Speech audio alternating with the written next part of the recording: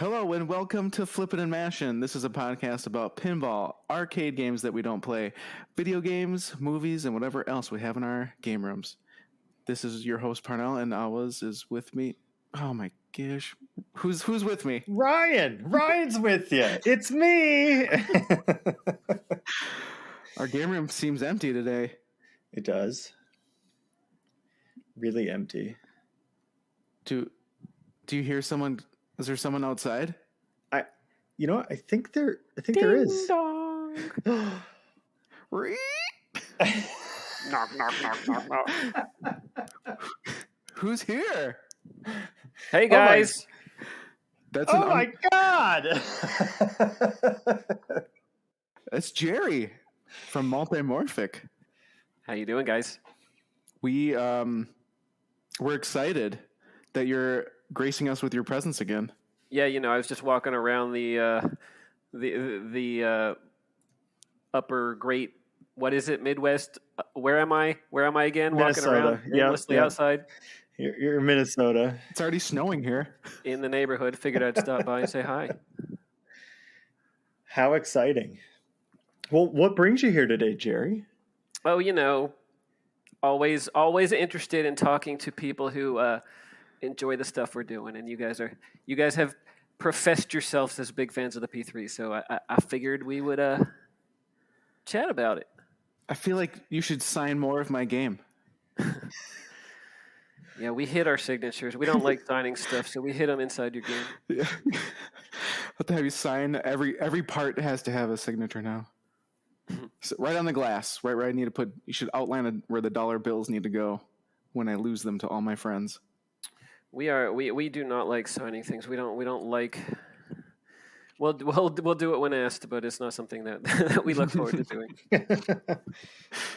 Well, and Parnell, did you ever find the clues that Gerry's hid inside your P3? I mean, did you find those?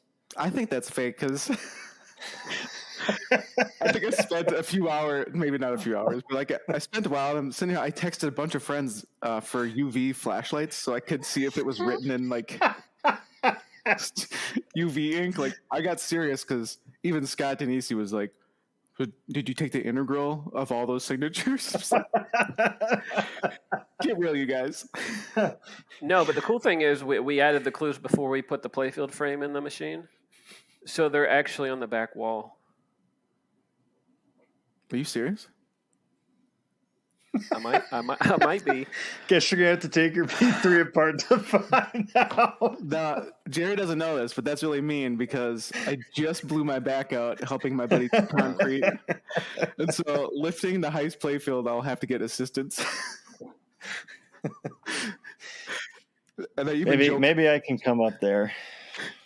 I joked about switching back to Cannon Lagoon to get the sample app running on my P3, and I was like, "Oh yeah, I'm going to do that." And then I realized, "Oh, ouch! Nope, I can't lift that much." Oh, jeez. You got the sample app running, or you're working on it? Oh, if you've seen the Discord, I'm like the perfect example of your standard, stupid user. It's great. So I finally standard Apple user. I didn't even I first tried to get it on my Apple, but that's a whole nother compatibility story. But I finally got it running on Linux on a build server, and then I built the sample app, and I put it on my USB and plugged it in, and yeah, it's sitting there on the main menu, but it's locked to I think Gamma Goat said it was the Cannon Lagoon playfield. Oh, doesn't have to be, but when you build it, there's an option for which playfields you want it to build against. That's what I thought after I saw the lock, and I was like, oh, I should just rebuild it with the heist playfield. Yeah, you could do that, or you can put the word any in capital ANY, and then it would work with any of them. Sweet, I'll just do that then. No, you have to swap out heist with your bad back. You had to get an engine lift crane. Yep. It was the only good thing, Gerry, is when I had so many problems doing my build server, it's like one of those if you don't fail, you don't know how to do it. So every time I couldn't get it working, I figured out why. And it's now made me read the directions slower and then 2, take my time and slowly get into it instead of just trying to like skip and rush. A lot of the things I missed were like, it said unzip the period multimorphic.zip. And a lot of the, I wouldn't say hacking, but in some of the customizing scenes, they leave those zips zipped. And so I just left it and put it in my root, and it didn't do anything. And the sample or the sim would load up, but it wouldn't do anything. And then finally, after a couple OS installs, I was like, oh my God, I have to unzip this. And then sure enough, I could move the ball around and interact. I was like, yep, there we go. So it's always something little, but there's a bunch of people now who have been through the process. So if you run into something like that in the future, just post a log or something, and somebody can tell you probably exactly what it is really quickly. Yeah. So the cool thing, even Ian had mentioned it, was get your sample app running, and then just make small changes, and then you just load it on your game and you can see it. And I think that for me is a really good start to make sure that even if I change the background, I see it, and then it's exciting, and then it's like, here's the next thing, and then you just keep adding onto it, and all of a sudden it kind of just snowballs. I think maybe that's kind of how it worked for him the first time too. Yeah, that's awesome. And to be completely honest with you about all of our apps, everything that we create, we start with that same sample app. So we created that thing to be the basis of development for anyone. We use it ourselves to make sure it stays in sync with all the latest library developments that we work on to add core features and things. But so about 11 months ago, I just checked the log on our check-ins. It was September 8th, 2020. We branched that. We made a copy of that sample app, and we started working on a new game. And that new game, I know when this podcast is coming out, was revealed this morning. Uh-oh. Is this the big game? The one you've been teasing? It is a game we've been teasing. We talked a while ago, I mentioned it in an article that we're working on a licensed theme. This is not that. We're still working on that licensed theme. It's going to be a full playfield kit. It's going to be a theme that everyone's going to know it when they hear it and see it, and hopefully they want to play it and enjoy it. This is a different game. This is an entirely new software application. We're calling it a retheme of the Cosmic Kart Racing playfield. So if you have that playfield, you can get a hold of this game. It's called Sorcerer's Apprentice. And it's an entirely new game for that playfield, entirely new theme, new rule set. It's even got a new apron artwork, and everything about the game looks different, except for the fact that it uses an existing playfield. This is so exciting. I was going to make a joke like 2 games in 1 year. That's a lot. Yeah. 2 games. When did we do? The heist was last year, right? Yeah, Heist was February of 2020. Shoot and Scoot was December of 2020. So it's that less new? than 12. Yeah, I think so. Wow, I just must have been on the loop. In less than 12 months, we could potentially have. And honestly, the license theme depends on a lot of things. It depends on the license holder approving stuff and us getting everything finished and manufacturable and all that stuff. But it's possible within a 12-month period, we have 3 or more games. You keep teasing these pictures, and we keep going over. Maybe it'll just be the Cosmic Kart playfield over and over and over again. Okay, so Sorcerer's Apprentice. You have a name. Yep. You've allowed us to look at some pictures. And holy smokes, the light show just in the pictures looks absolutely stunning. You thought the light show in Cosmic Kart and Ranger in the Ruins was cool. This seems to just kind of step it up. Yeah, it's next level, seriously. I am blown away, honestly. How many lights are in that playfield? 900 individually addressable RGB lights. 900. That seems nuts. Just a couple. Yeah, because we line every shot, and we did that in Cosmic Kart Racing because the theme of Cosmic Kart Racing was kind of your racing through these color lit tubes in outer space. It was kind of the concept. So we lined every ramp, every loop, basically every shot on the playfield with strings of individually addressable LEDs, so we could do really cool effects and show you which direction to shoot the loops and to do nice, neat things when you hit shots. But yeah, we're able to leverage those in completely different ways in this theme to create really immersive, really powerful and engaging lights to acknowledge when you do cool stuff. And also, we honestly picked the theme, Sorcerer's Apprentice, based on the fact that it revolves around magic. And magic is perfect for making really cool use of colors and creating really neat screen graphics, because our lower playfield is a screen, and making use of all those LEDs in the upper playfield. It all ties in together really well, and it creates this really immersive, magical environment. It's really neat. The pictures look awesome. I like blown away, seriously. This might have been a later question, but you brought it up. How did you guys kind of come up with the theme? Like, was this a person had an idea and then you guys kind of all rallied around it, or was it like a company decision? I mean, because your explanation was a good idea, but it had to come from somewhere. Yeah, it actually came out of us asking ourselves that same question. We knew we wanted another theme, a completely different game from Cosmic Kart Racing for that playfield. And that's because Cosmic Kart Racing is a lot of fun. It's got multiple ways to play it. You can do the online racing, you can do the career mode, you can do just individual racing, you can race on a local network, you can do all these cool things. But it's never really been traditional pinball. Whereas we have Lexi Lightspeed, which is very much traditional pinball. We have Heist, which is an incredible game. I would call it a top 5 of all time game, and our feedback has kind of confirmed that. Everyone loves that game. It's traditional pinball.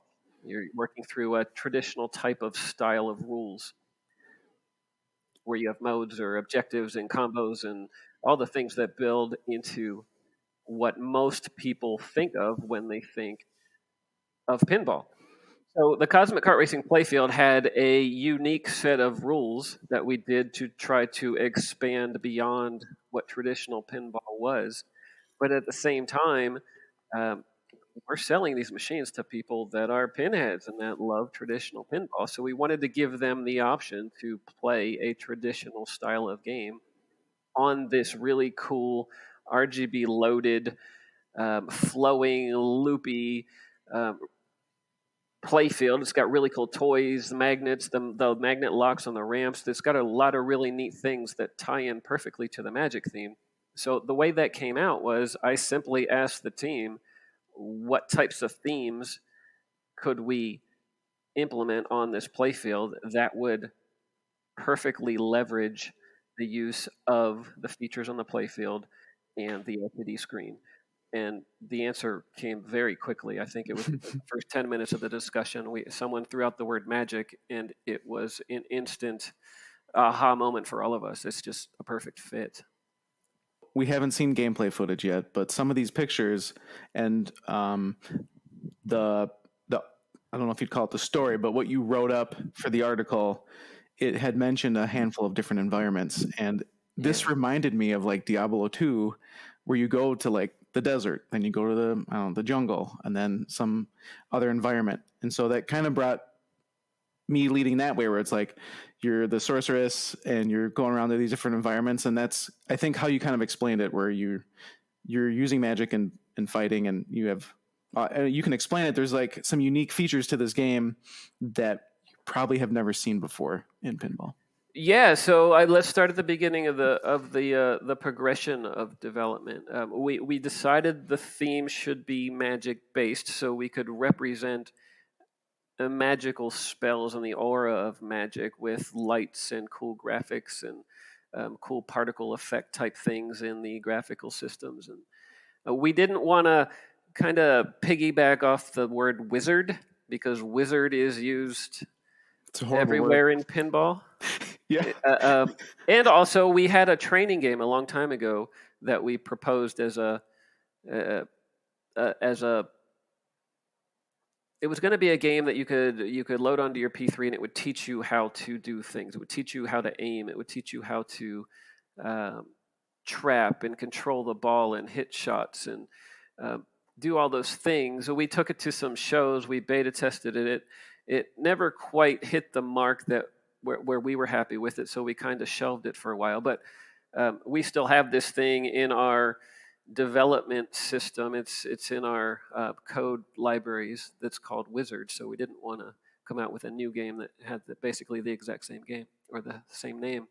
So we went down the sorcerer route, and obviously a sorcerer and a wizard are essentially the same thing, but we wanted to figure out how you as the player could interact with magic, but not yourself already be this all-powerful being.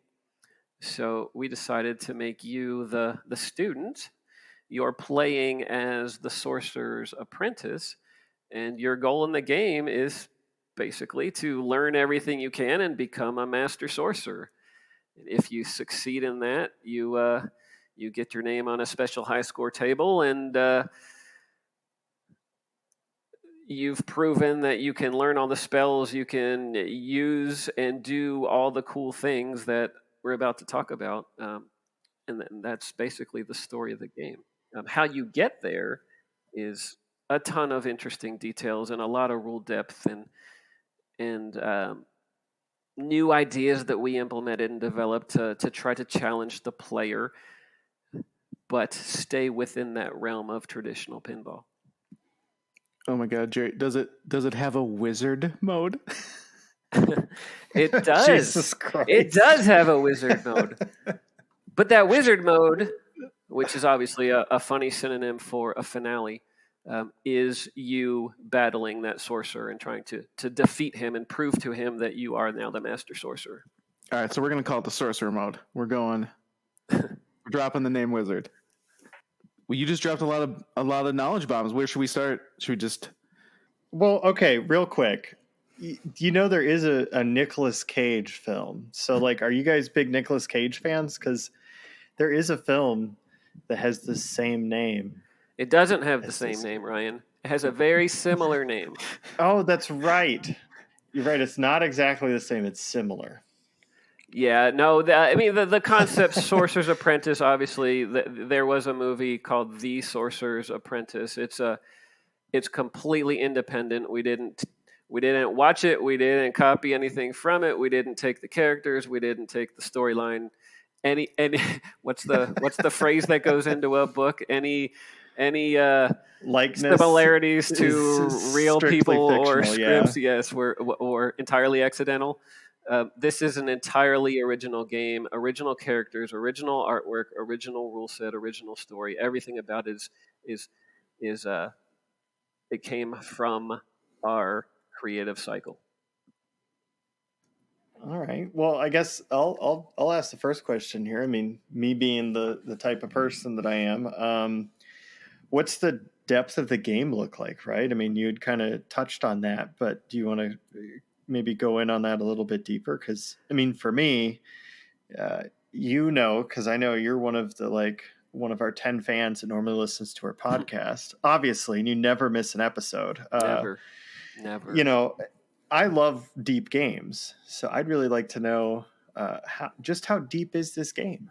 Yeah, so this is a mode-based game in the vein of both Lexi and Heist are mode-based games. Lexi has 6 different modes. We call them scene modes, where it changes environments and you play through a different part of the story. Heist has a mode for each character. There are 6 characters, and then there are variations around those modes. This game has, I believe it's 12 story modes. But basically, there's 4 separate environments that you navigate through. So essentially, when you're not in a mode already, some of the shots are lit as navigational shots, and you can travel around the land. You start in the workshop, you can travel to the oasis or the bazaar or the dunes. And in each of those environments, You can start a mode to learn spells. Each environment has a spell mode, and if you learn that spell or learn spells from other environments, then there are combination spell modes that are enabled in each environment. So if you do all the math and the permutations of all that, there are 4 separate modes per. No, it's 3. What is it? 3 or 4? It's 4 separate modes per environment. So I was actually wrong. There's 16 different modes. Oh my gosh. And then there's an additional kind of overarching multi-ball mode on top of that. One of each of those 4 modes per environment is also a multi-ball. So in total, there are 5 different multi-ball modes, and I guess that'd be 15 or 16 if you consider the, what do we call it, the sorcerer mode at the end? Yes, the sorcerer mode, yep. Because it's not the wizard mode. Not the wizard mode. Holy moly. Is my math working? No, that'd be 16, so 17 modes? Yep. And how many multi-balls? 5 multi-balls. Yeah, dang. Each one of those modes, each one of those multi-balls has very different shot objectives. They're all tied into story elements, so you'll start a mode.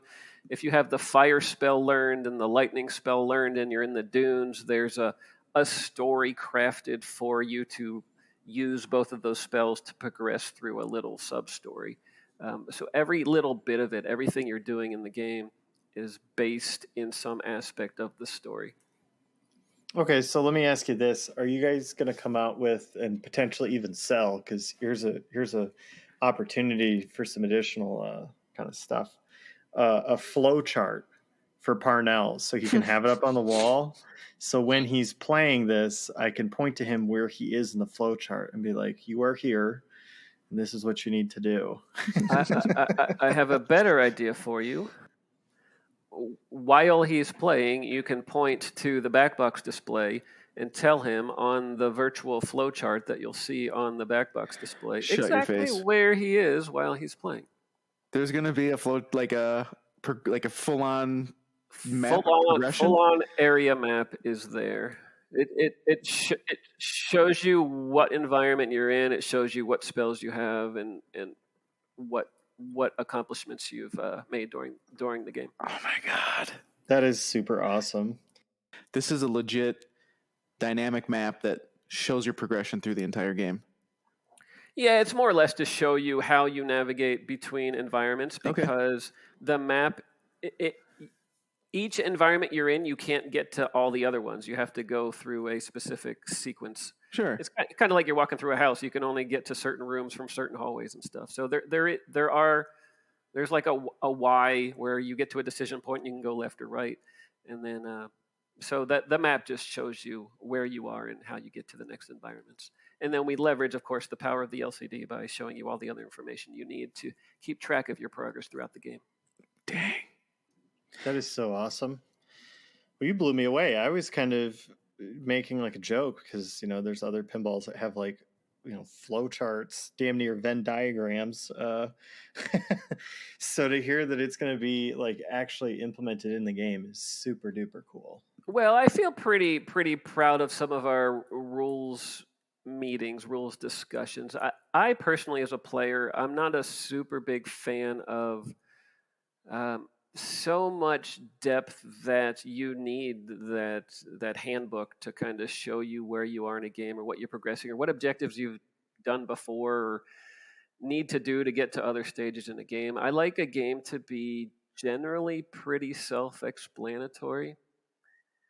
So our depth is a few levels deep, but then we expand the breadth of it to give you more variety and more interest and more things to do while you're playing. So there are aspects of this game that just require you to think in different ways to make one type of progress versus another, but you'll understand exactly how you're progressing through the game either way.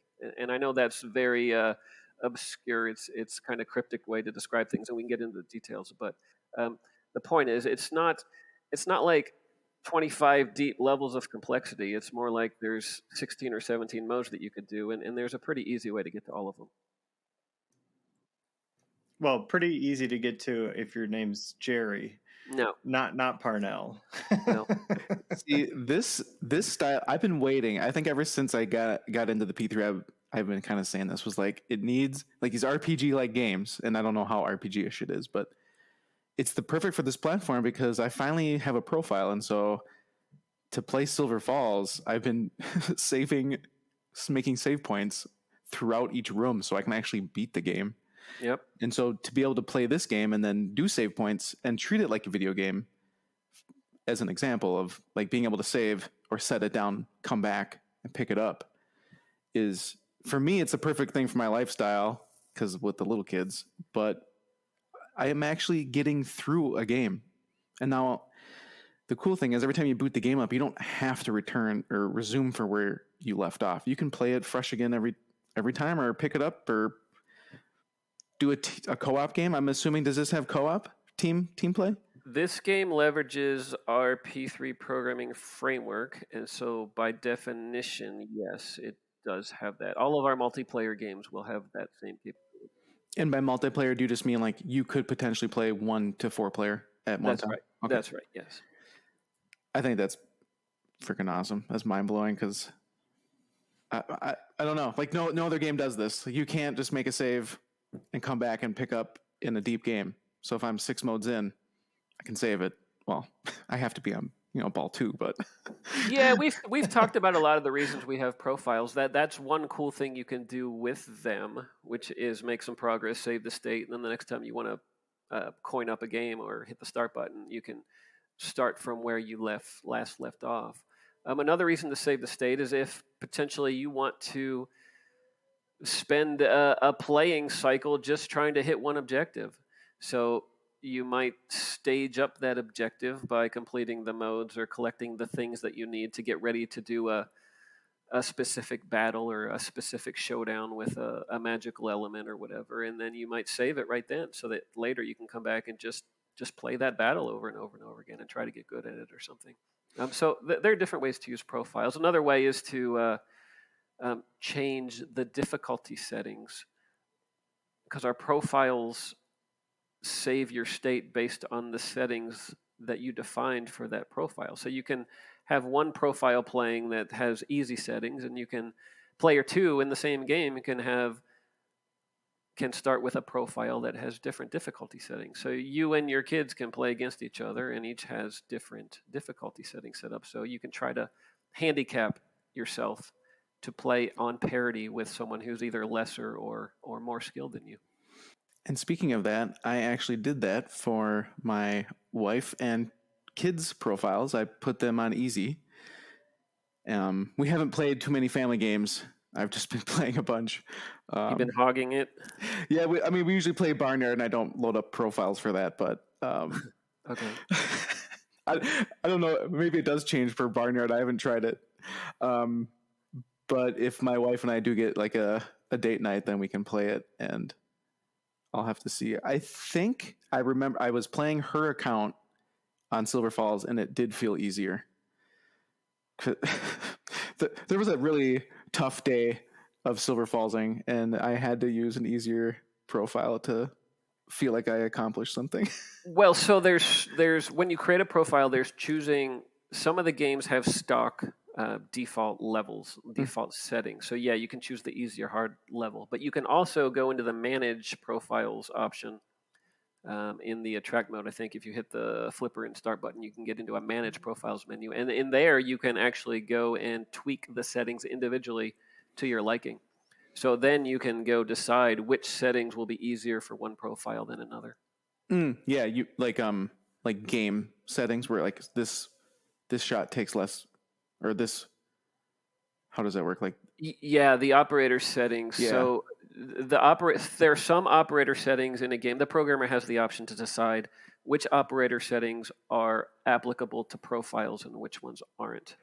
So the programmer might decide to let profiles, require fewer shots to a ramp to start a mode, or to have longer or shorter ball save times at the beginning of a multi-ball or something.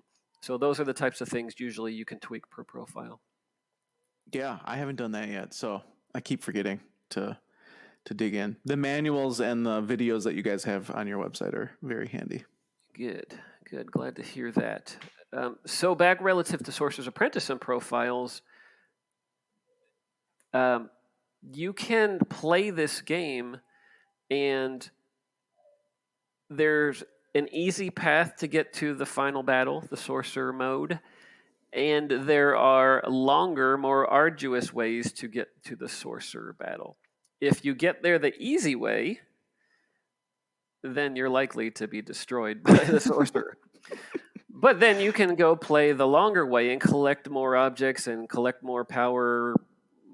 I don't know what we should call them, power-up items, and they help you in your battle. And they also, along the way, are teaching you how to better use your spells, how to better use the shield, which is also a spell, to protect yourself against attacks. And then when you go battle the Sorcerer, you'll have a much better time of it. And you'll still probably lose because it's really hard. If you want to be a master sorcerer, you need to be a master sorcerer. Do you think someone will speed run, and if they're super good at pinball, that they would be able to beat the sorcerer? Yes. Okay. Yeah. Yes. If you get really good at, and we're getting into some of the details which are unique to this game versus other pinball games, but it's relevant to the conversation. This game has an inventory. You basically, in each environment, you can learn a spell. So you play a mode, and if you succeed in the learn spell mode, you learn a spell. A spell might be fire, it might be ice, it might be lightning, or it might be a shield.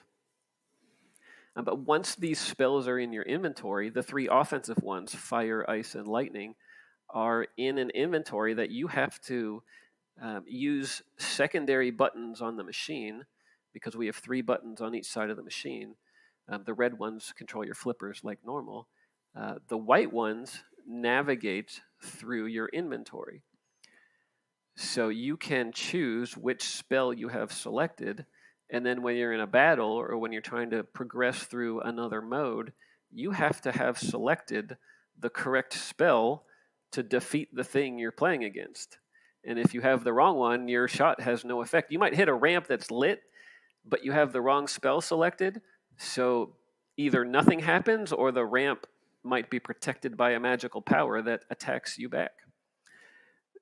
So this game is learning all the normal things about pinball, ball control and aim, and figuring out which shots are the correct ones to hit, but you also have to be using the secondary buttons to manage your selected spell. And if you don't do that, you will not progress. And that, your inventory then is on the fly? You can switch between stuff? Yep. Anytime you hit the white button, it goes to the next available spell that you have, yeah. Okay, cool. So it'll be one of those, if you're playing on the fly, you need to be quick, and otherwise you can, slow it down, trap up, and plan out your shots then? You can do that, but if something's attacking you, you're not going to want to stay there very long. Oh, interesting. So then there's also the shield, and the shield spell, which is a defensive spell, is on the other buttons. So you're play, and it sounds a lot more complicated than it is. When you get used to the gameplay, it's pretty intuitive, and you'll get used to it very quickly. But so you're using the red buttons to flip the ball. Periodically, you'll want to select a different spell, and you'll know what to select because you'll see the shot markers, basically the inserts that are pointing to a shot. They'll be identifying the spell you need to use to hit them. So then you'll navigate with the white buttons to the correct spell. And then if something's attacking you, you can periodically enable your shield if you've learned the shield, and you'll do that with the yellow buttons. And you want to be able to do all these things independently because something might be attacking you when you're also trying to flip a ball and hit a ramp shot or something. So it forces you to think not just about ball control and hitting shots. It also forces you to understand what's happening in the scene, who's attacking you, and what spells are lit. Oh, man. Parnell, what he's really trying to say here, I'm going to give you the TLDR. You're going to suck at this game. Everyone will the first 10 times they play it. And then once that light bulb goes off, once you I don't know, develop the muscle memory or the dexterity to manipulate the spells while you're flipping, it becomes a really interesting, and it adds to the depth of the game, but it becomes a really unique experience. It's really cool. I'm so excited. I will say, on the heist, it defaulted to the white buttons switching your in lane, like the donut, on your in Yes. lane. And at Ryan's house, it felt like I would always forget about it. It felt too hard. But now I'm so used to it that I do it on every game. You reach for that button that doesn't exist. Yeah, it's great. Like, to your point, the first couple of games are probably going to be a little learning experience, but then after a while, like, I've never heard of a game like this. There's a game on, it's a virtual game. I think it's called like Epic Quest or something, where it was like an RPG video game pinball. I don't remember if it was Zen or the Pinball FX, but they had an Epic Quest RPG game. And that had, I don't know how similar it is to this, but like you would, attack and defend and then walk around. But yep, I've never seen a real one. They have Dungeons and Dragons, but it's just a normal pinball. So this sounds extremely fun and complicated, but easy. It sounds complicated. It's really not complicated once you get into it. But talking about pinball and shots and stories is always, it sounds more complicated than it is. Yeah. When you're playing, you see the blinking lights or you see the shot markers and you see the colors and everything's very intuitive. But there's also on-screen instructions. If you hit a shot with the wrong spell, it will tell you, select the right spell. So it guides you through, like all our games do. Lexi, people tell us that Lexi is really intuitive to play because it tells you on the screen. We dynamically tell you, shoot for this thing now or shoot for this thing now.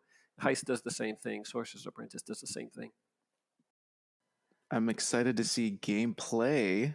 I don't know if I'm skipping ahead. Is there a plan for gameplay? Yeah, so we have already arranged with Kevin at Buffalo Billiards. He's going to be streaming it a week from today. I believe that's August 30th. I'll be on stream with him to talk him through some stuff, and that'll be the first public stream. But in the meantime, anyone who wants to, as of today, the day we announce the game, you can go to the website. If you have a P3 in the Cosmic Kart Racing playfield, you can purchase it. You can request a download. You can download the game and you install it, and you'll be playing it in just a few minutes. Woo! So you're dropping it at release? It will be available immediately. I guess this podcast is playing. It's already available. You can jump onto the website. It costs $499. For under $500, you get a brand new playing experience, a brand new deep rule set, complex game for your machine. Are you only going to make a certain amount of them? The computer might get tired of copying the bits around. So what you're saying is it's not limited edition? It is not limited edition. It is not unique. If you pay more, you'll get the difference back. We'll refund your money. We are all about, we've talked about it before, we're about creating more value for you to leverage that initial big investment you put into your pinball machine. We feel like we've created this system, this platform that costs about the same as every other pinball machine out there, a little more than some, a lot less than others. And we're continuing to add content to it. We're continuing to add features to it. And games like this just make it, to give you an entirely new gaming experience without purchasing new hardware and almost instant gratification. Again, go to the website, purchase it. We'll enable it in your account. You can download and install it and play it immediately.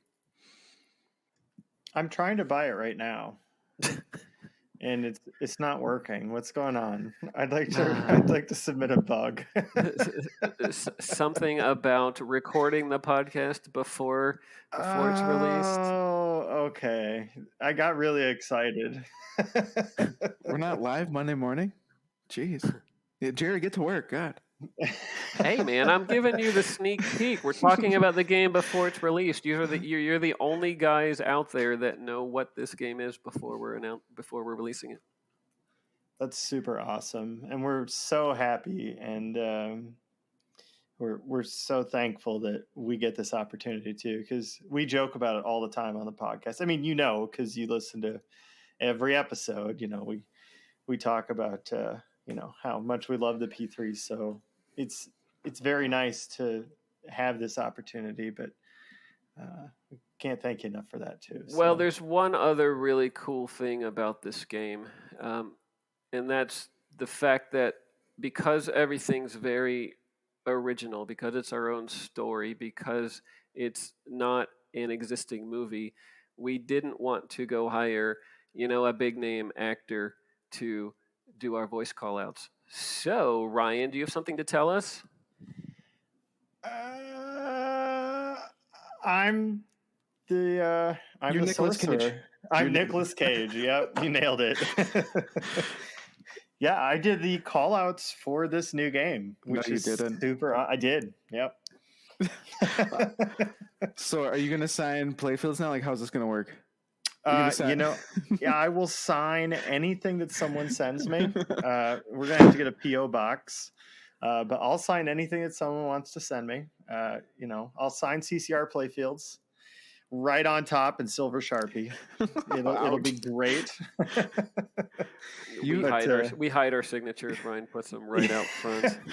Front and center. I'll even clear coat over it with some Rust-Oleum clear coat. But yeah, modest Ryan, let's talk about this. You reached out to me and said you'd be interested in helping on a future project on voice callouts or some kind of related task, and it was perfect timing because we were just starting to look for a voice actor for the sorcerer, and the sorcerer is the only voice in this game besides a couple of quips from another character called a bandit, but the sorcerer is narrating you, the player, the apprentice, through the game, so his callouts are what you hear while you're playing, and we auditioned Ryan for the role.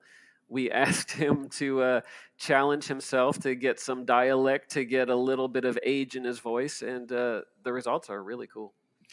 I recall specifically getting the opportunity to try out, and Gerry, I wish I could have been in the room the first time you guys heard me try out, because I sent the file, listeners, when I sent this file folder into them, I think I literally had it worst tryout or failed attempt number 1 or something like that, and I sent it in because I was like, I don't know, I don't know if I have what it takes, but I definitely wanted to give it a shot and put my best foot forward, because I've tried doing voice acting in the past and it always seemed like I got beat out. So that's why immediately I was like, all right, well, here's my failed attempt, number 1.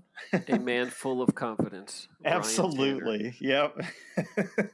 But I know I sent it in, and I think you messaged me back and you're like, yeah, I'll get to it by the end of next week or something. I'll let you know. And I was just like, immediately I was super sad and nervous. And then I ended up hearing back from you later in the day, and do you remember what you said? Because I have a pretty good memory of what you had said exactly. Well, crap, now if I tell you, it'll be completely wrong.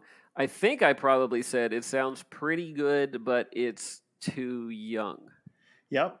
But you were honestly surprised by how well I had done. And that was more or less exactly your words. You're like, well, we should frame that though, because what did we ask you to sound like? So you initially asked me to have an accent. And so I actually spent the better part of 3 or 4 weeks listening to accents I could find on YouTube of people talking to try to get an idea of how to add an accent to it. Yeah, we can talk about it specifically. It's a Persian based game. It's a Persian sorcerer. So we asked you to sound like you're Persian. Yeah, a Persian, powerful, deep sorcerer. Yeah, think Gandalf, but Persian. Yep. Yeah. And then I think I sounded like by the end of it, I sounded like a slightly younger Persian Gandalf. I had a decent Persian accent, I think, kind of hammered down. But then we ended up kind of figuring out that with my voice, I wasn't able to like have the super Persian accent and the tone that we were looking for. So, Well, here's the interesting part of that, though. We went out and we talked to some talent agents, and we told them what we needed. We needed basically a Persian voice actor, someone who could deliver that dialect, and they found actual uh, Iranians and Iraqis and Saudi Arabian voice actors who delivered these call outs, these samples. We sent them a list of phrases to say, and their Persian was real. And the first time all of them sent, I listened to every one of them, and no joke, I thought they were translating the English into their native language because I couldn't understand what they were saying. But when I listened to it 2 or 3 times, it's just that their accents were so thick, I couldn't really connect it with what I think of when I'm listening to English. So we didn't want realistic Persian. We needed an American's take on a Persian accent. And if it's too over the top, then it's just unintelligible for us straight-laced Americans who want to hear uh, words that we recognize while we're playing. yeah, So in that sense, it worked out really well. it did. It did. It's been quite the fun experience because I think what was it ultimately, and what was it? I think 300 lines. I actually don't know. I would have to run a script or look at a spreadsheet and see exactly how many. But yeah, it was a few hundred lines for sure. Yeah, I think it was 300 because I sent over 297 and then I was a dope and missed 3 Okay. that you had messaged me about. So yeah, it was 300 on the nose lines, and yeah, it was like probably one of the coolest things I've ever done. So it was extremely rewarding to kind of get to like hear the progress in my voice and how it was like I got snippets of it being like implemented, and it was definitely really cool to be able to see that. Yeah, and it was fun to fun. It was a progressively more fun experience because when we first dropped in your initial samples, as we said, It was sounded not fun. it wasn't. It's amazing in pinball. You could play, and we do this all the time when we start developing a new game. We'll play a whitewood of a game, and it doesn't have sound effects. It doesn't have voice callouts. It doesn't have music. It's just a ball rolling around a piece of wood. And it can be the best layout in the world. It can be amazingly flowy and cool connective shots, and the experience would just be completely stale. It won't be fun at all. You won't even be able to see how it could be fun. But then you start adding rules. Now you're giving a reason to shoot certain things. And then you start adding some background music. And then you start adding sound effects. And then you top it off with these instructive and exclamatory and these exciting voice callouts. And this little white pinball playfield turns into this really magical, immersive experience. And I say all that because when we first dropped your voices in, they sounded too young. They didn't match the character, and it kind of had the opposite effect that it needed to. You play the game, you expect this super powerful sorcerer to be telling you how to get better, to learn spells, or to be exclaiming wildly when you hit jackpots and stuff, and it just didn't match what I had in my head, so it felt really weird. The experiences, I mean, you've played pinball games that had voices that you just didn't think matched, and I mean, I've seen people post about it all the time on the forums. They're like, this game just doesn't feel right because the voice is wrong. Well, the first couple of times the voice was wrong, but we iterated. You were super willing to help. I mean, you were more willing to iterate and help us through the process than any voice actor I've ever worked with before, which is amazing. So we came back to you 2 or 3 times, asked you to re-record, and the end result is really neat. It's really cool, and it delivers that feeling that we were looking for, which is fantastic. Yes, it does. Can confirm, spent a lot of hours re-recording, but absolutely a blast. And I'm just so tickled pink that in the end, it all ended up working out and sounding the way you were hoping and wanting it to sound like. Because I can tell listeners, I can tell you guys right now, I do not sound like this in the game. It's not like I'm like, this is Ryan. But no, it was super cool. And I don't know if I can mention this now, but I did get to play it a little bit beforehand. And with like the initial call outs, you're absolutely right. They didn't feel right, but it was still really awesome and kick-ass to hear my not perfect attempts implemented into the game and actually like hear my voice that I had spent time editing and cleaning up being played on that like pinball machine. Like that was, I mean, like that's a moment that I don't think I'll ever forget for the rest of my life. That was super cool. And now you have like a full-fledged sound recording studio in your house, right? I do, yeah. So that's, I guess, another quick thing we can go over is like, so when I initially had reached out to Gerry, oh, you're right. That was the first response. Oh, yeah. So the first thing they did actually was they're like, hey, so actually kind of impressed. You sound pretty good. Your voice does. They're like, but the audio quality is absolute shite. So they're like, you're going to need to make some changes to that. So I went out and bought 150 of the foam square pads, and I like threw them. I mean, my computer room's ruined for anything else other than sound work at this point. But that should mean that I have a nice crystal clear audio coming through for our listeners. So you're welcome. I invested a little bit more. But then I also had to get like a shower curtain and like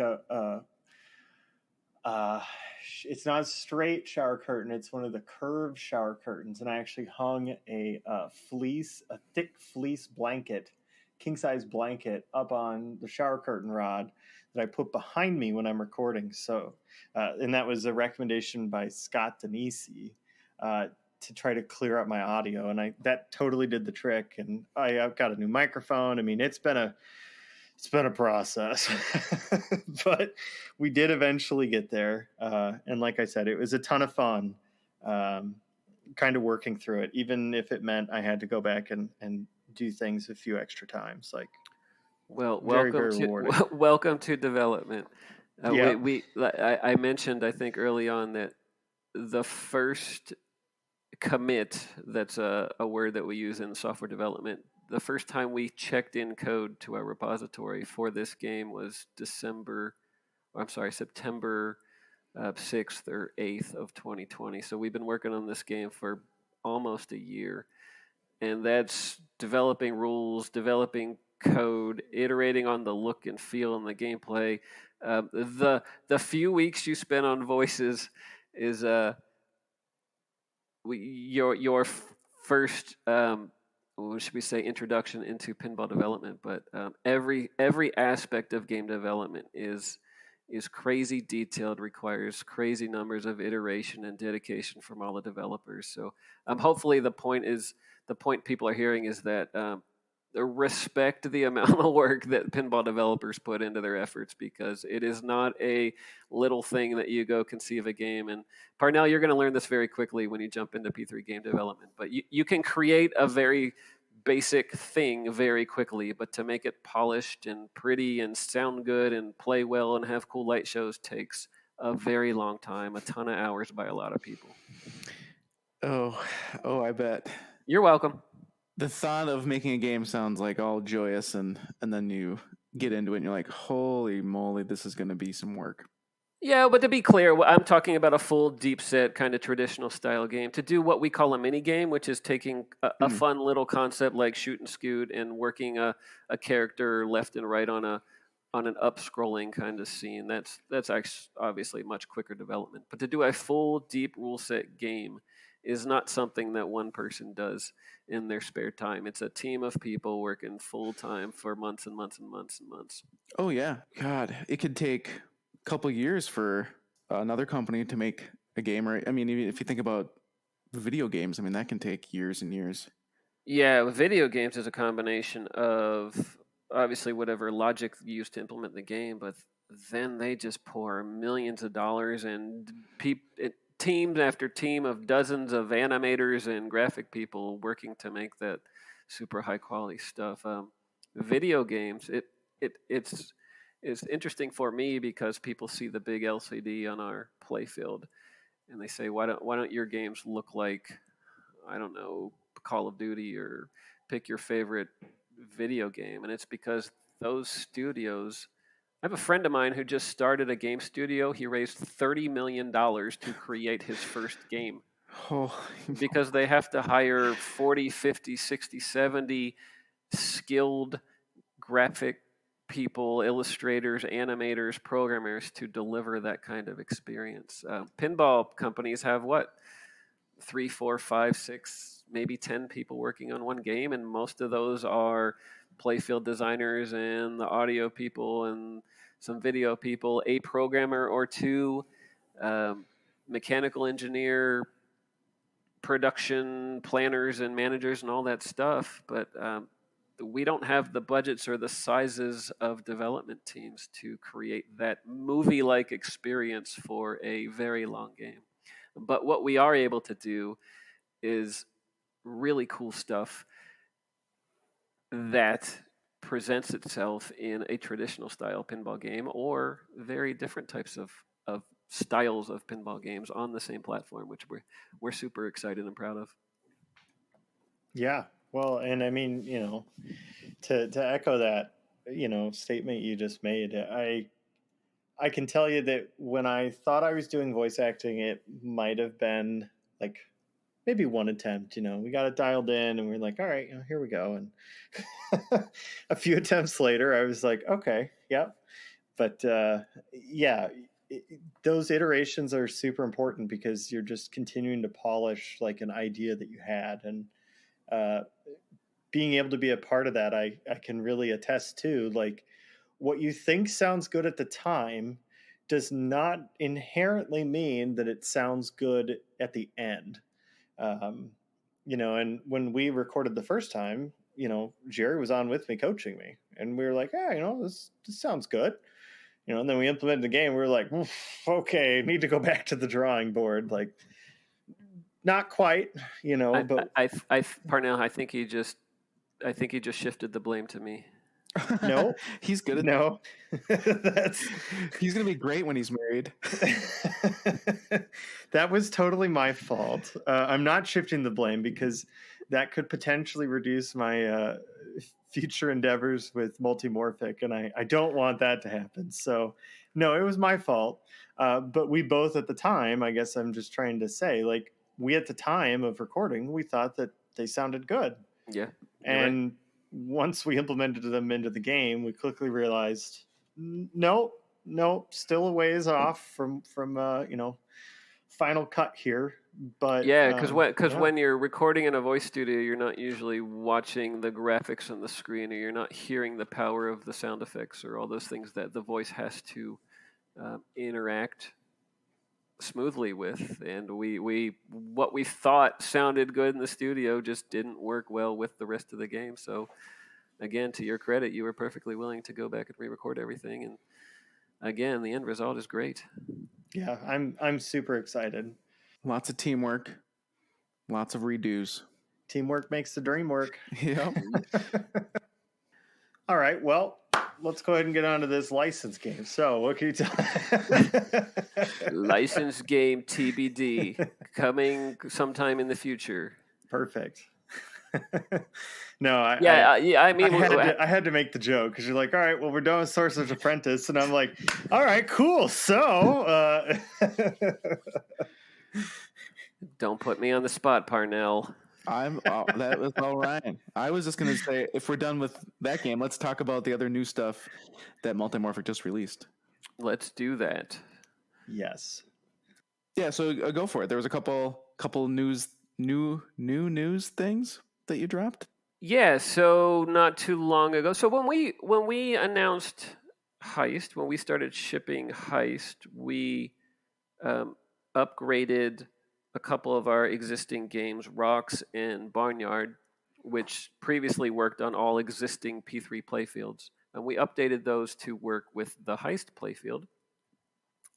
But we had some issues due to the complexity of the Heist launch mechanisms. There's really cool ways that the balls get staged into different positions to launch out of unique buildings in the Heist environment that weren't 100% reliable with Rocks and Barnyard. So we were planning to update those games to obviously resolve those issues, but at the same time, our good friend Scott Danesi got a P3 and got really into the Rocks game and was like, hey, if I were to write new music for Rocks, would you put it in the game? And our answer is exactly what you're thinking, which was, duh. Yeah, that's literally. I didn't realize he even offered. That's awesome. Yeah, so Scott created music for the game Rocks. It's a song that he's very imaginatively labeled Rocks. I think it's downloadable on his new album. You can go hear it. Yeah, A System of Parts. A quick shout out for him. Yep. Thank you. I'll link that in the show notes. And yeah, so very recent, I think it was a week or two ago, we released the updates for Barnyard and Rocks. Rocks has a few additional feature updates, like a new high score table for which wave you get to, and it's got this new audio. It actually allows you to select the old audio, the new audio, or both. So if you want it to randomly select at startup, you can set it up to work that way too. But Barnyard is just a maintenance release to address the launch issues that it had. Well, now I know Kevin listens to our podcast over at Buffalo Pinball, and I know he's chomping at the bit to know when are we getting the Scott Danesi remixed Barnyard music, because I know that's what he's all about. Oh geez, Barnyard, Scott Danesi, do they mix? I don't know. They will soon enough. It's just going to be a techno, like animal sounds. I can't wait, with like a fat bass beat. I would not doubt that Scott's up for that or any kind of challenge when it comes to audio and music. Yeah, I might just have to try to talk him into it, because he occasionally listens too, so I'm sure he's going to message me about it. But I'll have to bother him about it. Be like, hey, you should make a Barnyard soundtrack or Barnyard music for it, please. What's been really fun related to Barnyard is I've been watching the P3 Discord channel, which by the way is a fantastic place to jump on there and talk to P3 owners or P3 fans, people that are just interested in the games and the platform. And there's a development channel and game channels and general channels where everyone's talking. It's super positive. There's a lot of really good discussions about what's happening in our world. There's like this informal contest with people trying to one up each other in their Barnyard scores. It's really entertaining to watch. I mean, the Barnyard is the secret system seller, if we're being honest, with the Gerry, because I mean, everybody wants to get in on some Barnyard fun and try to beat the high scores of Barnyard. Cause... You know what? Everyone jokes about Barnyard because it sounds and is a silly game, but it's addicting. It's addicting and it's really fun to play. Do you know what I love when I'm playing Barnyard? Is that when the sun's going down and the screen is almost black, but I make that last shot and then the ball's bouncing and it's still picking up animals. I'm like, yes, let that score keep rolling. It says you're done, but it keeps incrementing the score. Yeah, that's what I love. Well, I loved how Parnell was like talking to me, and he's like, man, when I'm playing Barnyard, there's, some of the shots, if I shoot them, they don't return well. They take a long time. I'm like, well, don't shoot that shot then. People email me and they say, I think you need to change Barnyard because when I shoot the spaceship in Lexi, it takes a while for the ball to rotate up and around and get back to me. Okay, well, I sent that. Oh, yeah, it was you. That was a real deal. Well, okay, it's because the spaceship can either have a hole where it just gobbles it, or the spaceship catches it and then rotates the ball up to the top and lets it out. And I was like, hey, it'd be cool, it would be cool. And I told you exactly how to configure your game to allow it to do that. Yeah, but don't shoot that shot. But that's the ultimate point. Once you discover that a particular shot doesn't give you the ball back, then a strategic player would stop shooting that shot. Yeah. Well, and that's what I ultimately ended up doing. I know you did give me an actual, legitimate way to go through, preventing that happening. But your comment of, we'll stop shooting that shot was gold, essentially, when you sent it to me. And I was like, you know what? This man makes a lot of sense. I like this. Doctor, it hurts when I hit my knee with a hammer. Don't hit your knee with a hammer. But also, here's a rubber mallet, so it doesn't hurt as bad.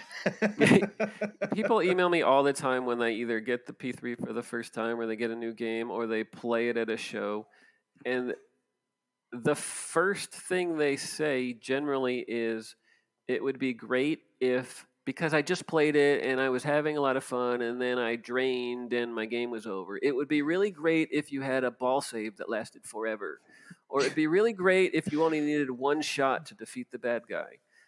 And I understand, obviously I'm exaggerating what the request is, but I understand that they were enjoying the game so much that they were disappointed when the bad thing happened, they drained, or the thing timed out and they weren't able to complete an objective. So the first reaction is often, let's make the game easier, rather than let me play it more and practice more and get better at it, which I find it fascinating from a psychological perspective. Well, and the other thing, though, too, is, you can also go in and adjust some of those settings, too, when you actually own the P3 game. So, some of that could even be remedied in kind of the profiles that you had mentioned earlier, or just going in and setting it, across the board, going in and potentially making some of those adjustments. Yeah, and that's a really good point, because ultimately, when we create a game and create the default settings for that game, we have to try our best to make it fun for beginners and also fun for really experienced players. So if we make it super easy for beginners, then your pinball expert players are going to walk up and they're going to hate it because they're going to basically never drain, or they're going to play it for hours, and games lose their appeal when you can play them for that long. So there's a really delicate balance there, and we do try to create settings and options for people to tailor things to their skill levels, but it's tough. No, you're absolutely right. I mean, I think Scott Danesi even said that as well. You can make a harder game easy, but you can't make an easy game harder. You can only ask the player to do more in the easy game. So even just creating the layout and shots, is difficult. And then having rules on top of that, so a lot of unsung heroes in pinball in general, and especially on your team, for being able to kind of find the balance to both of those. Because obviously Parnell struggles at anything unless it's on the easiest mode on his wife's account, making save states. But for everyone else, I think brutal. I think it's really awesome that we, actual good pinball players are able to generally walk up to a P3 game and it is that right balance. Because I've had a lot of people over at my house playing mine since I got mine, and no one has complained or left feedback from me that anything felt too short. So it's interesting to hear that people send you a lot of feedback about that, because I haven't gotten any of that feedback, but I also do have, for the most part, 95% of the people playing the P3 are like actual pinball aficionados. Well, and if they're coming over to your house and playing it on your machine with you standing there, then you're probably having a dialogue about those things. But the first time someone opens their new in-box machine and installs it, then they have reactions. They have their opinions about what they're playing. And sometimes those are developed before they've had an experience or before they've had the time to dig real deeply into the rules or get better at it or whatever. It's interesting. It's interesting Yeah. because we're accessible and you can just reach out and talk to me. You can email me or message me or call me or whatever. But back in the day when I would open a new in-box Williams game, you weren't calling up Williams and saying change the rules. The internet wasn't wasn't the same or wasn't even there yet, and the developers weren't accessible. So you just accepted the rules for what they were. You liked them or you didn't. You might go into the operator settings and change some stuff, but now it's a good and a bad thing that we can painstakingly analyze the implementation of every game for good or bad. Yeah, no, you're absolutely right. Do you think people reach out and make those requests because they feel like it's with the screen there? It's like, oh, it's a video game. Can you just make this change quick? Or I don't know. I think everyone has really good intentions. They're trying to be constructive. Here's what I felt when I played this game and hit this shot or had this mode timeout. And here's, if you changed it this way, it would be more fun for me. And I suspect it would be more fun for other people who have similar playing styles or opinions as I do. So that they think they're being constructive. And oftentimes they're right, and other times we've considered those things, and we've also considered the ramifications of what that will do to, I don't know, change the way modes interact with each other, or make the game too easy or too hard or whatever. But it's fun to dialogue about it, and sometimes we make the changes, sometimes we don't, and oftentimes people will ask for stuff, we'll implement them, and then they'll say, yeah, maybe I wasn't right. Maybe I was wrong. But we get that all the time at shows. We'll, back in the early days when the P3 was just kind of in its infancy and we weren't, we didn't have everything really well defined. It was kind of a platform that was gaining its traction. People would come up all the time and tell us, here's what you need to do. This is the thing it's missing. If you go and implement this one thing, and we would come back to a show later that year and say, "Here it is. We implemented it." And they'd be like, "That wasn't a hit. That wasn't the thing that turned the corner or gave me the impression they realized they were wrong, or there's more to it." What I was saying earlier about there has to be the sound effects and the call-outs and the music and the rules and the playfield layout and the artwork. They all have to work together perfectly, or else you feel like something is wrong about the experience. Well. That's true of everything. People give us feedback, and the one thing they're changing might throw everything else out of balance. But you don't see that until you implement it, or you've thought about it for so long and considered all the angles of everything that you before you understand really the impact that change will have. So, yeah, you never know, but it's always good to hear people's feedback.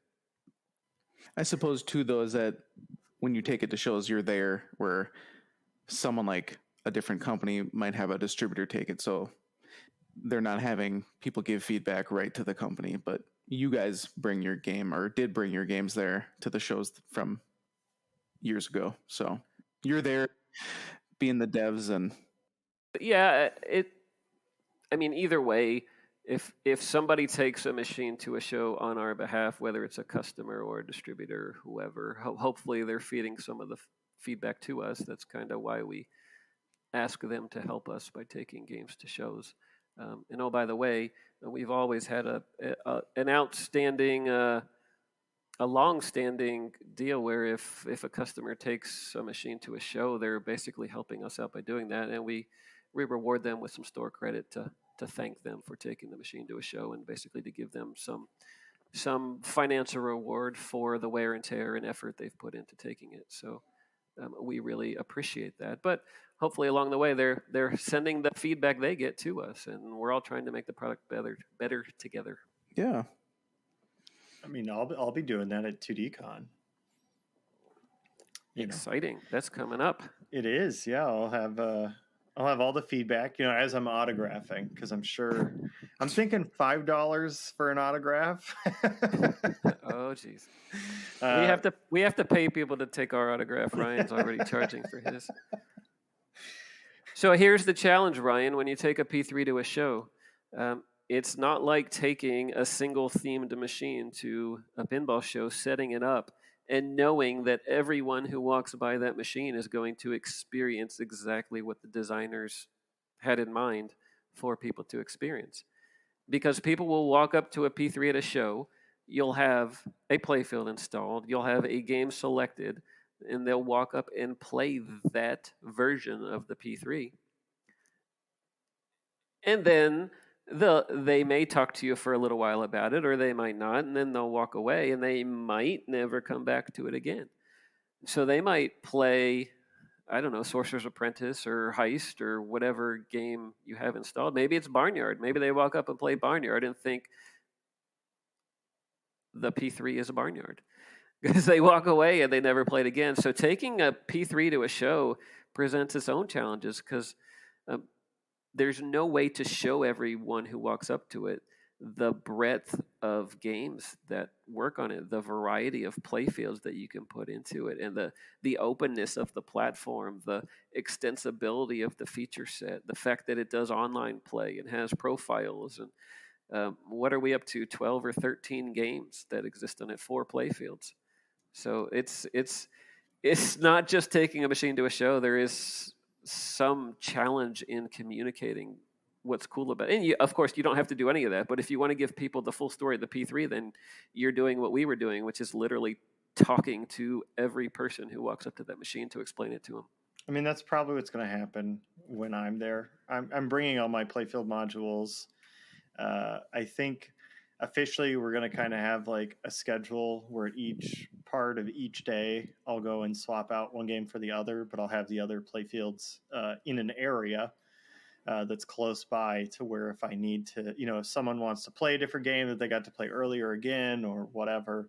But the idea is to kind of have the different playfields in at different times of days, so that way everyone should theoretically have the opportunity to play everything. And obviously, the one piece of feedback I know I'm going to get immediately when people play Sorcerer's Apprentice is, wow, the voice acting's great in this.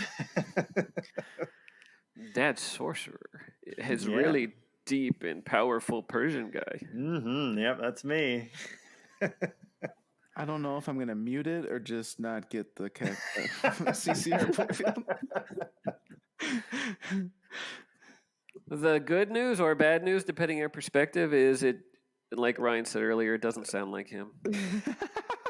That's the best news, really. It doesn't sound like me at all. So not only did we ask Ryan to sound unlike himself, we also put some filters on it to add some magical sounding effects to it to make it sound really, really like it fits into this magical environment. So it doesn't sound like Ryan. It does sound like this amazingly powerful sorcerer guy that it should. It's because I am. I'm leading a double life. So full. Yeah, I know it. But that's exciting. I'm super pumped to see the gameplay, because like Gerry shared pictures, but it's like the playfield only. So I'm excited to see the back box and how you actually go through the game, because I think there's, I don't know if you mentioned it, but there's also a health bar too, right? Oh yeah, there's a whole nother aspect of gameplay that you have to manage. Yeah, so like any type of battle game that you would play on a video console or something, there's an aspect of your own health. And in this game, when bad things happen to you, your health goes down. When something or someone attacks you, your health goes down. When you tilt the ball, your health goes down. There are no tilt warnings. Instead, you lose a percentage of your health Oh, that's interesting. because it damages you when you move the machine. You hurt yourself so you could hopefully save the ball from an outlane or something. And when your health gets to 0, the flippers go dead and that ball drains. So in a 3-ball game, you have the option to have your health go down to 0 3 times. And there is, so I know a lot of people question us on some of our other games, there is a concept of extra ball in this game. There is also in Lexi. There is not in Heist. There might be one day. But this ball does have extra, or this game does have extra balls, which is cool. So you can get resurrected by collecting certain awards throughout the game. And then there's a concept of recovering your health. So you can get damaged and you can also gain your health back, which is cool, especially relative to the tilt stuff, where you can basically have unlimited tilt warnings if you're able to replenish your health just as often as you get hurt. See, I'm going to call that right now. I think that needs to be maybe not exponential, but it needs to be like a multiplying. So it gets to a point where, if you've done it like 4 or 5 times in a row, like, or maybe that could be an option that's implemented. You see, this is what happens, Parnell. People hear you describe something and they already tell you it's wrong. It's wrong. It won't work. I don't like it. And then they play it and they're like, "Okay, you were right." Ryan, such a good idea. It was implemented really well. Yeah, how Okay. about you play the final game first, and then we'll do a review. Well, I'm going to do it as soon as this is over because it's Monday, and I'm going to play it right now. We'll look forward to your Discord channel talk about how long you were able to keep that ball going by nudging violently and rebuilding your health bar. Well, now I do have another question. I know we kind of moved on from it and then circled back. I do want to ask this though, because you kind of worded something the right way to where it made me think about it. Is there a possibility that multiplayer could be enabled for this machine? This game does not currently have network connectivity features. Yeah. Okay. Yep. I don't know if it will or not. We want some of our games to be networked and head-to-head capable, like Cosmic Kart Racing, like the game Heads Up that we're hoping to release one day. We have other games that we hope to allow that are designed to allow people to play online against each other. Shoot and Scoot is one of them. Shoot and Scoot is actually designed to allow you to connect 16 different people together and basically race to the end of the level. The game's online? It's not yet, but it's designed to support those features. You scared me, Gerry. I was like, we have like the Friday CCR. Where's this Shoot and Scoot? We need to start having tournaments. Yep, one day that will be ready. Sorcerer's Apprentice was designed to be a traditional style 1, 2, 3, 4 player game where you're all in the machine and you're taking turns and you're doing that thing. And maybe one day all of our games have an aspect where you can connect together and you can shoot certain objectives or whatever. But no, this game was not designed to be a head-to-head online game. Okay, I mean that makes sense. I was just curious because like battling someone right over the internet sort of sounded like potentially cool. Yeah, so when I talked about how many people and hours and things go into a game, it's easy to talk about, it'd be cool if we could jump online and this feature would work together with somebody else. But in order to make that work seamlessly and to make sure that you deal with network latencies in a good way, where if somebody's internet connection is slow, it doesn't really impact the play negatively and all that stuff. You have to design the game around network play. Well, that makes a lot of sense. Here I am again, coming up with another golden idea immediately. As you're telling me, about the game, I'm like, hey, you could also add this. That'd be really cool. And it would be cool. You're absolutely right. The point I'm simply making is that you can add another month or 2 or 3 of man hours to implement network features in a way that work well with the construct of a game. And sometimes that makes sense because you want to market the game as a head-to-head game or online capable game, and other times you just want to build a fun playing traditional style game. And that's what this one is. Yeah.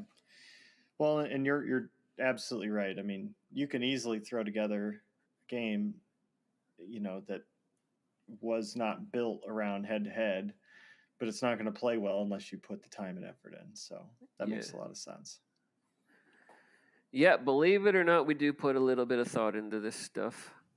I could believe Occasionally. Are you going to be selling art pieces like the slingshot plastics, or I don't know what you call the upper side plastics? Yeah, good question. We want this game to be a fully immersive experience under the glass. We don't currently plan on doing new outer cabinet magnets for Sorcerer's Apprentice, but we do already have an apron design, so you can get our apron magnet and replace it just sticks onto the metal apron below the playfield. We don't currently have the side targets and slingshots themed to Sorcerer's Apprentice, but we do plan on having that, so that'll be a little cheap add-on little inexpensive add-on that you can add to your game sometime in the future. Oh, sweet. Where was it? I was going to say, should we go over the team that worked on it? Yeah, let's do that. While half of the team was working on Heist, because after announcing or releasing the original version of Heist, we jumped into developing what we call the Big Final Heist, which is the equivalent of a sorcerer mode or a finale. The big final heist in Heist is basically an entire second game. You work through modes to collect your characters. That's the original set of rules we released, and then we updated that code. What was it, 4 or 5 months ago, with an update that enabled this finale, this big final heist. But every character has a role in this big final heist, and there's an enormous, awesomely cool 15-ball multi-ball at the end of it. It was a whole development cycle for the entire Heist team. So while they were working on that throughout most of 2020, a few other guys and I conceived and developed this game, Sorcerer's Apprentice. So it was conceived by Rory Cernuda, who's our game graphic artist, extraordinaire expert guy. He does a lot of work in Unity and helps create graphics and animations, and he did all of the screen work for this game, and the screen work for this game is absolutely amazing. He worked closely with Greg Goldie, who did a lot of the software for Heist, but Greg also did all of the software for this game. He implemented the rules. The three of us kind of conceived the rules, came up with them, discussed them, iterated on them, changed them. Greg implemented the rules, and I did the light show work. So I did a lot of the P3 framework development. I wrote kind of the underlying libraries with the help of a couple other guys, BJ Wilson and Michael Ocean, Jimmy Lippum, some other guys. But I'm the most familiar on the team with programming light shows on the P3. So I did all the light show work. And then, of course, we worked with Ryan on the voice callouts. We worked with the same artist who did our heads up artwork, which is, it turned out really well. We did some special heads up artwork for the machines we took to Dave & Buster's a couple years ago.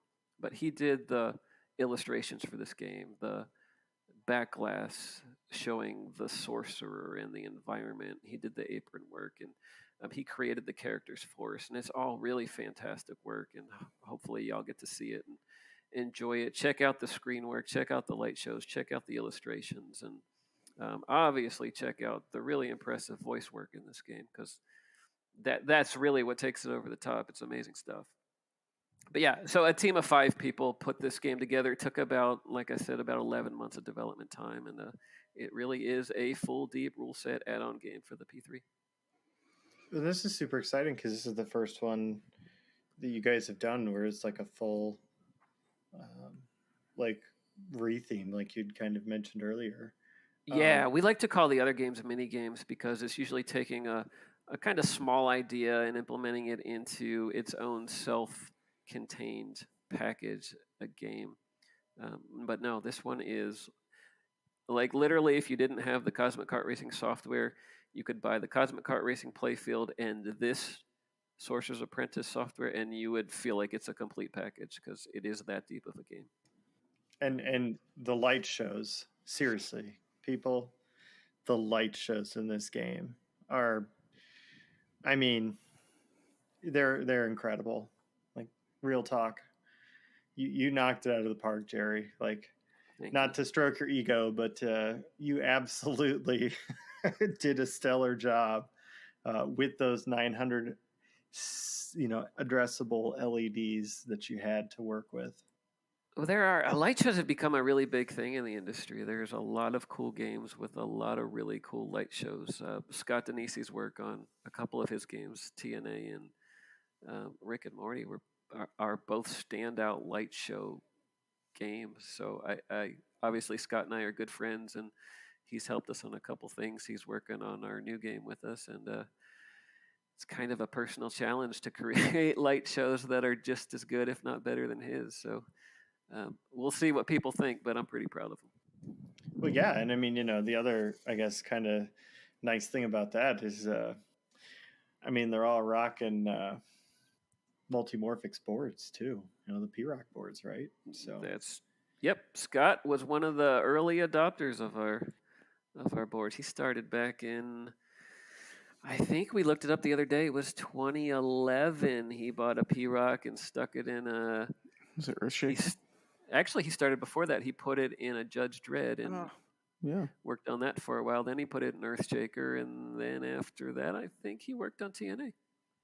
That's a long time ago. Like time flies. Yeah, it's been 10 years. Scott and I have known each other for 10 years, all working on pinball together. That's awesome. Well, I'm super duper excited for the game to launch and come out and to be able to play it every day. Hey, Ryan, it launched. It's out. That's right. You can buy it right now. Right now. Everyone cut that previous thing out right now. Rush out. I'm going to play mine. I'm so happy.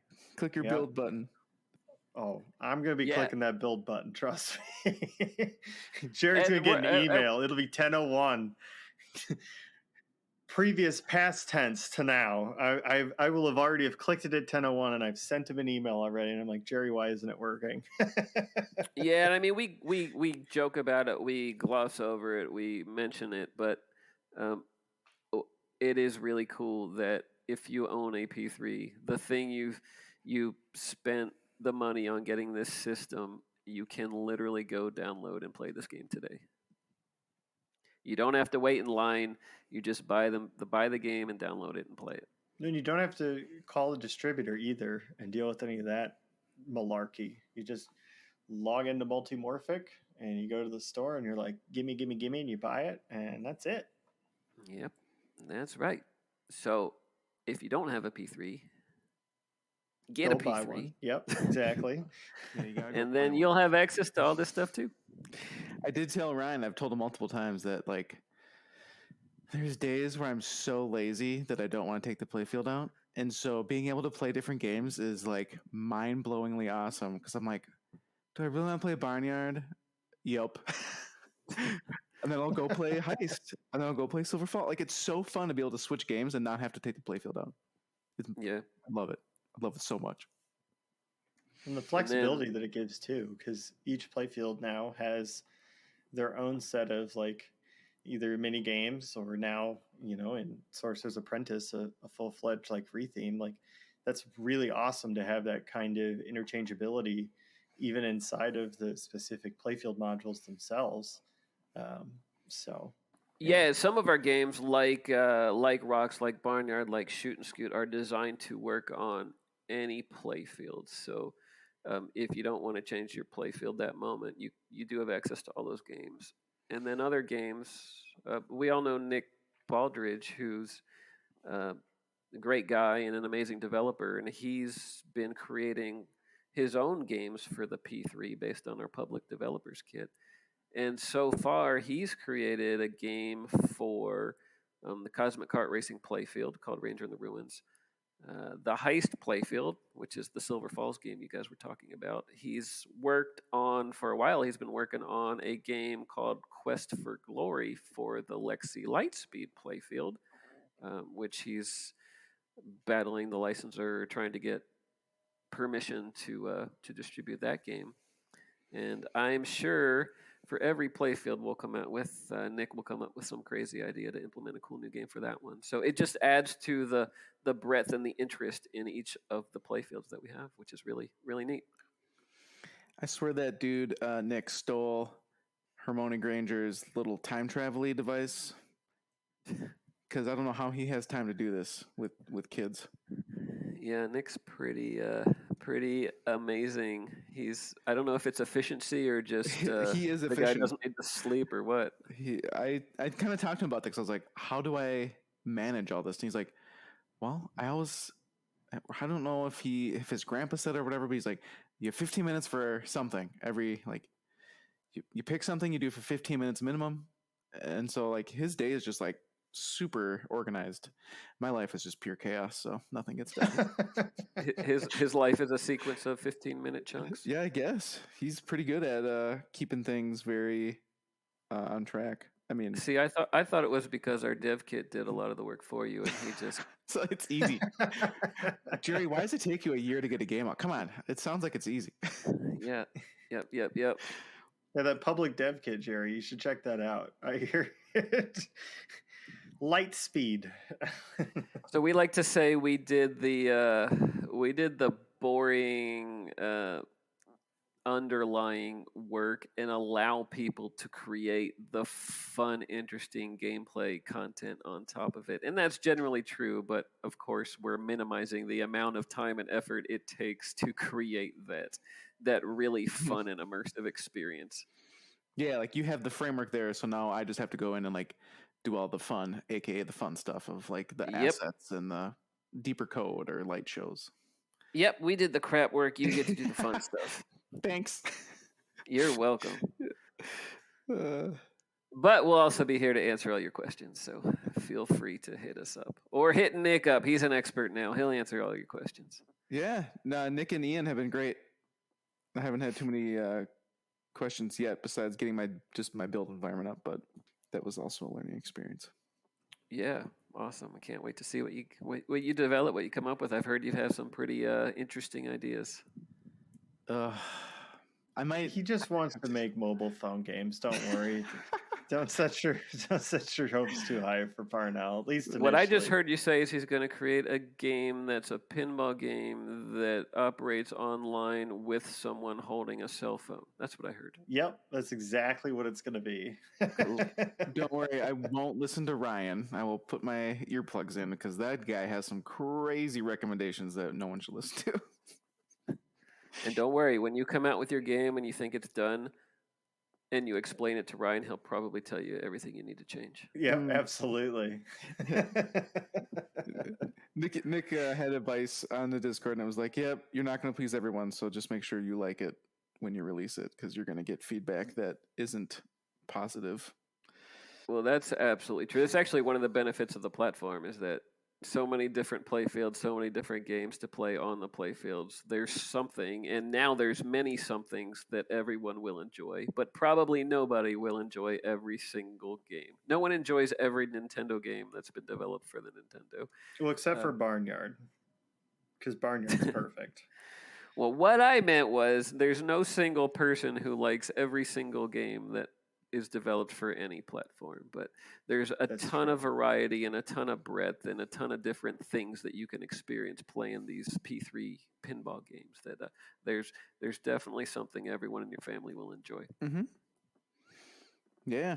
My daughter got excited about fighting the Kraken again, so I gotta Oh yeah, get my wife to do some lifting for me.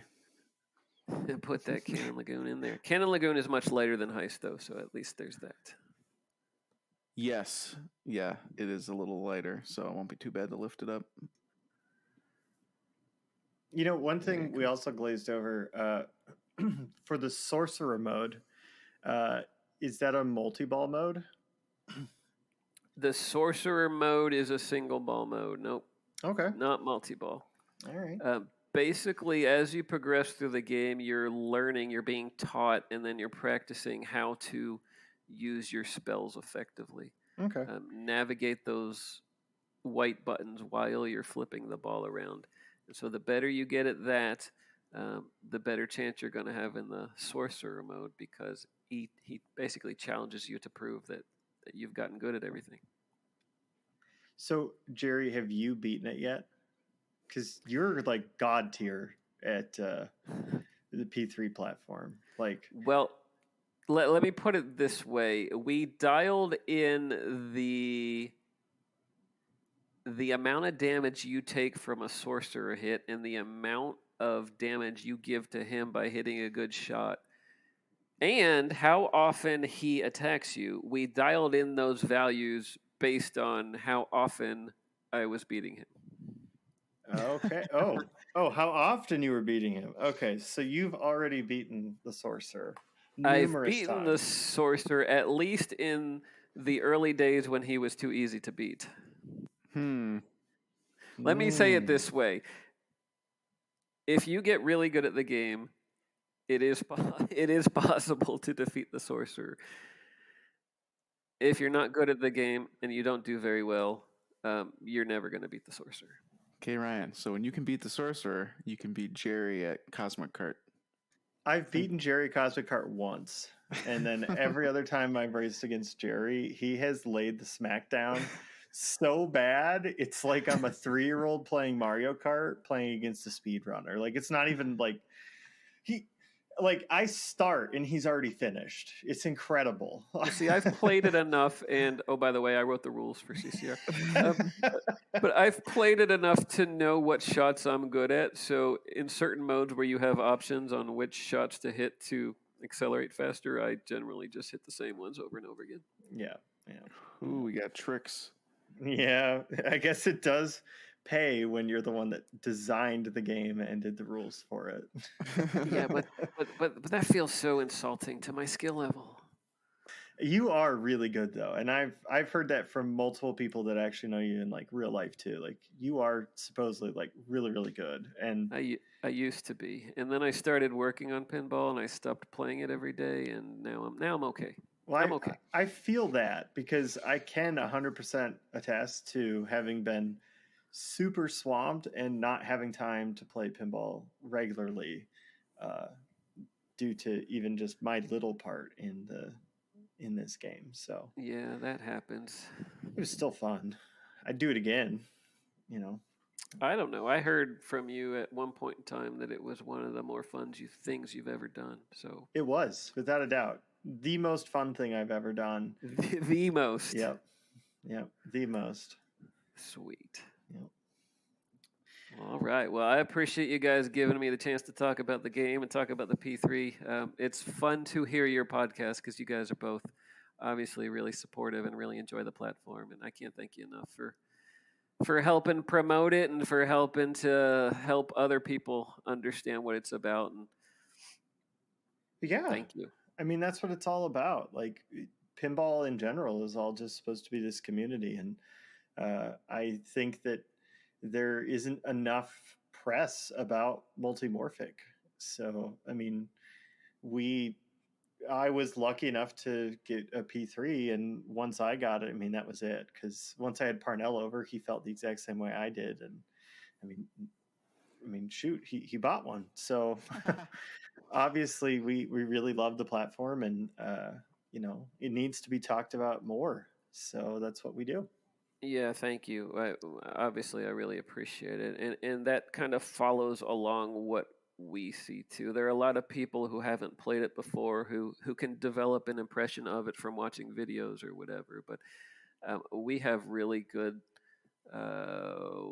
what's the word, luck, or we get people in front of the game. People have them over to their house to play the P3, and usually people are coming away with really good feelings about it. And a lot of times it turns into sales. So we can't thank everyone enough for showing off their games, being proud of them, and for supporting us. Yeah, people really need to just play it. And recently, even on the Pinside Multimorphic threads, there's been a ton of people asking, like, "Hey, is there one in this city or this city?"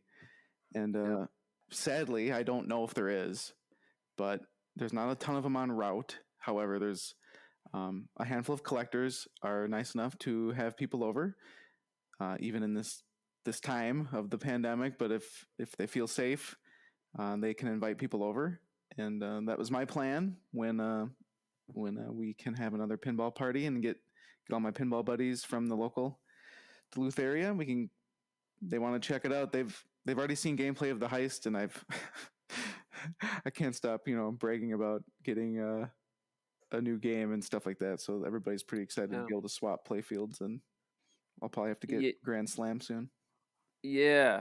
Well, thank you for bringing that up as well, because there are a handful, more than a handful. There's a couple dozen P3s on location now, but the vast majority of our game sales go to collectors, consumers, people who wanted to take advantage of the value proposition, save floor space in their house, and build that game library. So, yeah, it's getting better. There's a lot more excitement about the machine now. It seems like as the game library grows, more people buy in, more people talk about it. We start hyping up additional games. We've been promoting Sorcerer's Apprentice for a couple weeks now online, and we're starting to get a lot of chatter about the machine.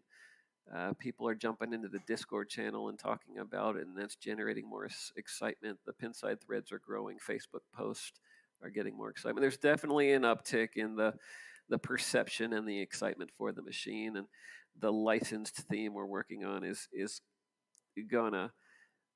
I expect it to have a pretty big impact on people's impression of the game. So, all good things. We're making good progress. We're getting more machines sold. We're getting more games out there, and we're getting a lot of love from the community. And we appreciate it. And we're going to keep supporting it. And we're going to keep building up that library. God, you keep talking about this license. I can't stop thinking about it. Okay, so when you pull your playfield out, in the very back panel, there's some invisible ink. Oh God, I gotta go buy a UV light. It's in a tough to spot area though, so you got to take all the boards off the bottom of your house. Don't give up too easily. I'm gonna have to just climb in my game. If at first you think you think we were kidding, just look a little bit longer. See, Scott Danesi was right all along, Parnell. See, there is a hidden code in there. I'm gonna waste more of my time. Oh boy. I'm gonna make up something now. I'm gonna stick it in there like a post-it note of a stupid picture and be like, look what I found. Just wait until we release the game, and then go put something on your machine and take a picture of it and be like, there it was all along. Oh God, it's Tuesday. Tomorrow's Tuesday, so I'll do that. Put a little wizard hat or something in there. That's funny.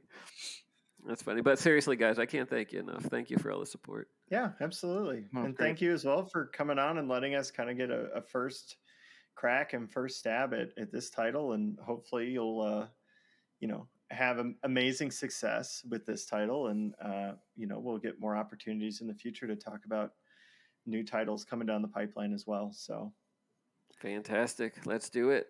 All right. Well, with that, Gerry, I think it's that time. So I'm going to bid you good morning, good day, good evening, and good night. That's a lot of good nights. Thanks, guys. Thanks, Gerry. Bye.